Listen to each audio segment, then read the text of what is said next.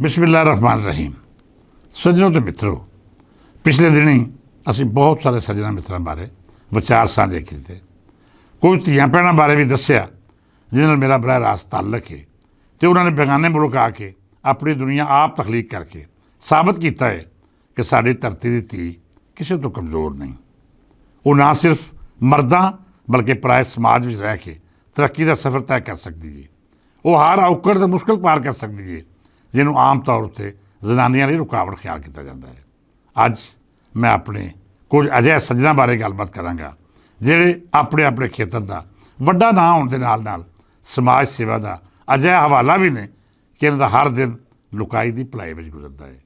अजिहे अनमोल हीरे ਜਿਹੜੇ है तो पाकिस्तानी पर यूके में रह के इन्हें बड़े नां कमाया है। इन्हां विच सब तो पहला मेरे मित्र प्यारे साबर रज़ा होरी ने, जिन्हां दा नावल मिठी दोज़ख बाबा फरीद बुक फाउंडेशन छाप के अपने लिए एक वड्डे एजाज़ का सबब किया है।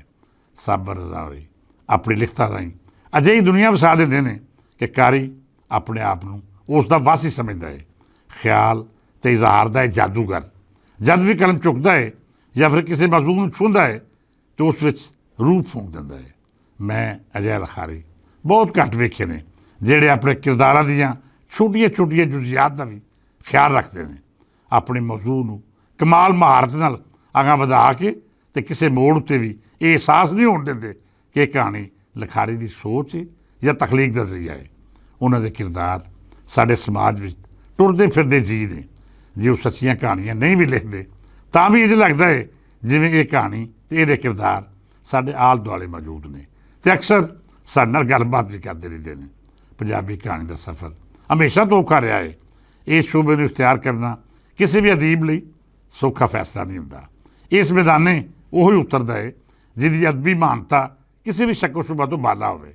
साबर रज़ा होरी परख परछोल दे हर म्यार उत्ते पूरे उतरते हैं। मैनूं माण है कि मेरी उन्हां नाल ना सिर्फ जुड़त बल्कि अजिहा भाईचारा भी है जिन्हों मैं किसी भी रिश्ते के नां तो नहीं दे सकता, पर यह दावा कर सकता हाँ कि किसी भी रिश्ते तो उच्चा ताल्लुक है। अजिहा ताल्लुक जिहड़ा मुहब्बतां दी अजिही गूढ़ी जुड़त का हवाला बनता है जिन्हों आज़ादी का खट्टिया वट्टिया भी आख्या जा सकता है तो इन्हूं सरमाया का नाम भी दिता जा सकता है। मैनूं साबर रज़ा उत्ते बड़ा ही मान है तो साडे उस ग्रुप का हिस्सा भी ने जिहड़ा आलमी पंजाबी कानफ्रेंस के नाल नाल मुस्तकबिल विच कई होर अजिहे मनसूबे बना रहा है जिन्हां राहीं साडी बोली ते रईतर तरक्की कर रही है। साडे एक होर सज्जन प्यारे मनसूर आफाक होरी ने दुनिया इन्हां बारे चंगी तरह जानदी है कि अदबी दुनिया का उच्चा नां होने के नाल नाल बड़े खूबसूरत लहजे विच कालम लिखते हैं। इन्हां दे मौजूआत शानदार ते तहरीर का रंग जादुई है। मैं जद भी इन्होंने पढ़िया इंज लगा जिवें मेरे दिल दीयां गल्लां कर रहे हैं। कारी ते लिखारी विचकार जद अजिहा रिश्ता बन जाए तो समझ लवो कि लिखण वाले ने समाज दीयां नब्ज़ां उत्ते हत्थ रख के कलम चुकिया है। मनसूर आफाक होर नाल जिन्नियां भी मुलाकातां होईयां मैनूं अजिहा सच्चा ते खरा इंसान मिलिया जिसका अपनी आज़ादी का कोई लालच नहीं। वो मुफादा तो दूर उस बस्ती का वासी है जिथे दरवेश वसते हैं। अजिहा दरवेश जिन्हें अपने अंदर दी खाशा मार के अपने आप को दुनिया लिए वक्फ कर छड्या है। मनसूर आफाक होरी बड़े मुहब्बत करने वाले जी ने।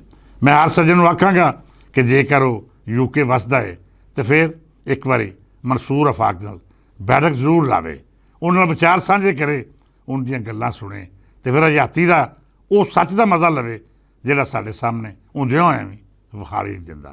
ये हुनर किसी वड्डे लिखारी या अदीब की पहचान हुंदा है। सज्जन मित्रों, यूके में साफत करना आसान काम नहीं क्यों जे इत्थे हर अखर उत्ते चैक एंड बैलेंस है। ना तो तुसीं मुबालगा कर सकते हो तो ना ही किसी बारे झूठ लिख सकते हो। इत्थे जेकर साफत करनी है तो फिर तुहानूं ताहिर चौधरी जी सोच इख्तियार करनी पवेगी। अजिहा प्रोफैशनल बंदा मैं अपनी हयाती विच घट ही वेखिया है। पिछली बारी जदों मैं मैनचेस्टर आया सा तो उदों ताहिर चौधरी नाल मुलाकातां दा अजिहा सिलसिला शुरू होया जिन्हें इन्हां दी शख्सियत का आदी बना छड्डिया।